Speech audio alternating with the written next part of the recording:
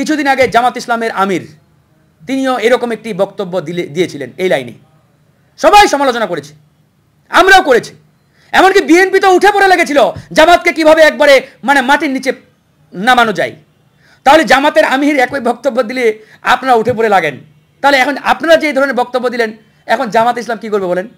তারা আপনাদের টেনে নামানোর চেষ্টা করবে। তো আপনারা যদি খালি আপনারা যদি টেনে নামানামিতেই ব্যস্ত থাকেন তাহলে তো ওই আওয়ামী লীগ আবার এখানে সুযোগ নিয়ে আপনাদেরকে আবার ওই আইনা ঘরে পাঠাতে সহজ হয়ে যাবে তাদের জন্য। বিএনপি যদি জামাতকে টেনে নামাতে 24 ঘন্টা ব্যস্ত থাকে আর জামাত যদি বিএনপিকে টেনে নামাতে 24 ঘন্টা ব্যস্ত থাকে তাহলে তো ভাই আওয়ামী লীগ চিন্তা করবে এই তো সুযোগ, আমি আইসা এবার এই দুইটারে সায়স্তা কইরা আবার এদেরকে আইনা ঘরে পাঠাই। না, এটাই তো রাস্তা হচ্ছে। এই জন্য আমরা বলেছি এই ধরনের মন্তব্য, কথা, বক্তব্য কোনোভাবেই দেওয়া যাবে না। বারবার আমরা আহ্বান জানিয়েছি, বৈঠকগুলোতে আমরা বলি যে এমন কোনো বক্তব্য, কথা আপনারা বলবেন না, আমরাও বলবো না, যাতে আমাদের এই রাজনৈতিক দলগুলোর যে একটা ঐক্য এটা নষ্ট হয়। কারণ এই রাজনৈতিক দলগুলোর ঐক্য নষ্ট হলে ওই পরাজিত শক্তি আবার আমাদের উপরে চাপিয়ে বসবে। হাসিনা পালিয়েছে কিন্তু আওয়ামী লীগ পালিয়ে যায় নাই, মনে রাখবেন। আওয়ামী লীগের দোসররা বাংলাদেশের প্রত্যেকটি দপ্তরে, প্রত্যেকটি জায়গায় এখনো বসা আছে, স্রেফ শুধু হাসিনা পালিয়ে গেছে। ভুলে যাবেন না যে একবারে আওয়ামী লীগ নিঃশেষ হয়ে গেছে। নো, তাদের দোসররা, এজেন্টরা প্রত্যেকটা জায়গায়, সচিবালয় থেকে শুরু করে ইউনিয়ন পরিষদ পর্যন্ত। আর আপনারা এই লেনজা ধরে টানাটানি কে কাকে ঘায়েল করতে পারেন এখনই যা শুরু করেছেন, তাহলে আপনাদের আইনাঘর আবার মানে আইনাঘরে আপনাদের জায়গা হবে, কোনো করার নাই তো।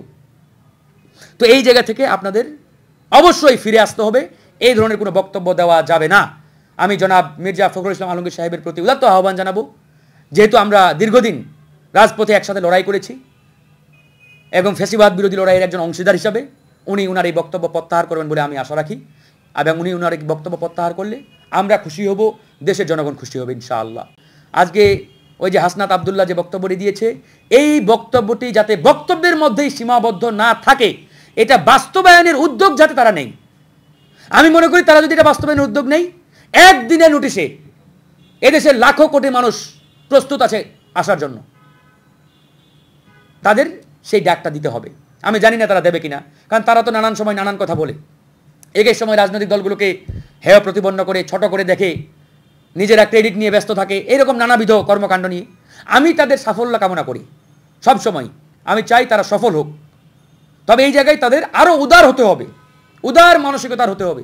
এই আন্দোলন একক কোনো দল, ব্যক্তি, সংগঠনের ছিল না। এই আন্দোলন বাংলাদেশের 18 কোটি জনগণের ছিল, এদেশের আপামর জনগণের ছিল।